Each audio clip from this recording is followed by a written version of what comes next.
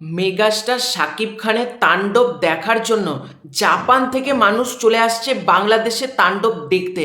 Just ভাবতে পারছো, একটা সিনেমা জাপানিজ মানুষ দেখছে। আমি বলছি না এটা বাংলাদেশি মানুষরা জাপানে থাকে, প্রবাসী বাঙালিরা এসে তাণ্ডব দেখেছে, না, জাপানের মানুষ এসে তাণ্ডব দেখেছে বা দেখছে বাংলাদেশে।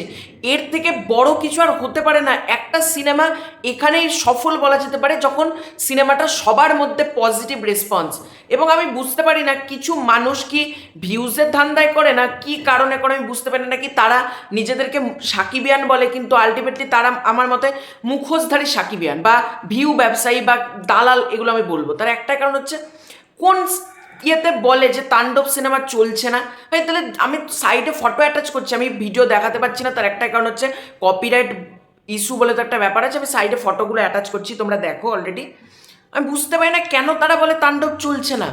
তাণ্ডব যথেষ্ট ভালো চলছে, তাদের এক্সপেকটেশন কি ছিল আমি এটাই বুঝতে পারছি না। তাণ্ডব বাংলাদেশে টিল নাও প্রচণ্ড ভালো ব্যবসা করছে এবং ওভারসিজ থেকেও বেশ ভালো কিন্তু বলা যেতে পারে রেসপন্স। এই জন্য জাপানের মানুষ তাণ্ডব দেখতে ছুটে এসছে এবং যে তারা বলছেন যে তাণ্ডব সিনেমা মানে বাংলাদেশি মুভি তারা দেখে, বাংলাদেশিকে তারা পছন্দ করে, বাংলাদেশি মুভি তারা দেখতে খুব ভালোবাসে, মানে ইংরেজিতে বলছে প্রত্যেকে। মানে বুঝতে পারছো জাপানেও বাংলাদেশি সিনেমা মানে বাংলা সিনেমার কতটা ক্রেজ রয়েছে। এবং বাংলাদেশি সিনেমা বলবো না, বাংলাদেশি সিনেমাকে যারা যিনি রিপ্রেজেন্ট করছে তিনি হলেন দ্য মেগাস্টার শাকিব খান।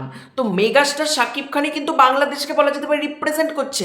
সেই জন্য আজকে জাপান থেকে মানুষ তাণ্ডব দেখতে বাংলাদেশে আসছে। এটা একটা বড় গর্বের ব্যাপার বলা যেতে পারে। আর যারা বলছে যে তাণ্ডব চলছে না, এই চলছে না, ভাই ফালতু ক্যামেরার সামনে এসে বলে লাভ নেই। যে জিনিসগুলো দর্শক দেখতে পাচ্ছে, সিনেপ্লেক্সের টিকিট থাকছে না, সিঙ্গেল স্ক্রিনের টিকিট থাকছে না। বাংলাদেশের প্রচুর মানুষের সাথে আমারও কথাবার্তা হয় প্রতিদিনই, তারাও বলছে যে টিকিট পাওয়া যাচ্ছে না, এখনো পর্যন্ত টিল নাও সিনেমাটার টিকিট পাওয়া যাচ্ছে না। আর যারা বলছে ইউনিভার্স ক্রিয়েট করে তাণ্ডবকে লস করে দিল, নিশো সাকিব একসাথে আনা উচিত হয়নি, তারা আলটিমেটলি জীবনেও বাংলা সিনেমার ভালো চায় না, জীবনেও না। তারা চায় বাংলা সিনেমা পিছিয়েই থাকুক আর বাকি সব ইন্ডাস্ট্রি এগিয়ে যাক।